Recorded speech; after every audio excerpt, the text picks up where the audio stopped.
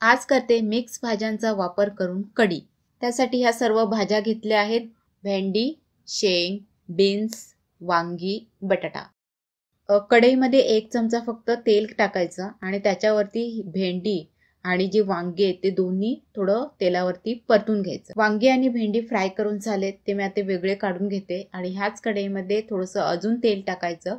जिरं, मोहरी, मेथी ही फोडणी थोडी गरम झाली की त्यामध्ये 2 चमचे चण्याचं पीठ टाकायचं आणि ते पीठ पण खमंग असं थोडंसं परतून घ्यायचं। पीठ परतल्यानंतर त्यामध्ये पाणी टाकायचं। पाणी टाकता टाकताच हे हे ते ढवळत राहायचं सतत, म्हणजे ते पीठ व्यवस्थित मिक्स होतं। आता मसाले ते म्हणजे लाल मिरची पावडर, हळद, गरम मसाला, कढीपत्ता। कढी म्हटलं तर थोडा आंबटपणा पण पाहिजे, तर त्याच्यासाठी एका टोमॅटोची ही प्युरी आहे ती पण टाकायची त्याच्यामध्ये।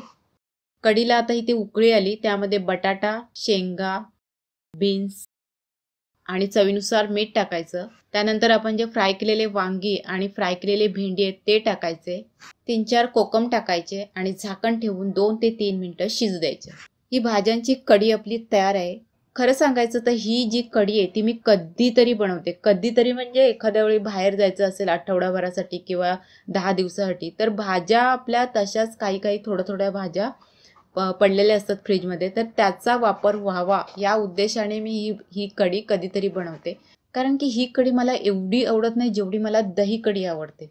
फक्त उद्देश असतो की फ्रीजमध्ये ज्या भाज्या पडलेल्या आहेत त्याचा वापर व्हावा या उद्देशाने ही कढी कधी बनवते। तुम्हाला ही दही कढी आवडत असेल तर दही कढीची रेसिपी मी याआधीही अपलोड केली, ती पण पाहून घ्या। रेसिपी पाहिल्याबद्दल थँक्यू। अशा जेवणासाठी मदत करणाऱ्या साध्या सोप्या रेसिपी यापुढे येत राहतील। त्या तुम्हाला पाहिजे असतील तर चॅनलला सबस्क्राईब करा, बेल आयकॉन प्रेस करा, त्यातील ऑलचं ऑप्शन सिलेक्ट करा, म्हणजे सर्व व्हिडिओचं नोटिफिकेशन तुम्हाला मिळत राहतील।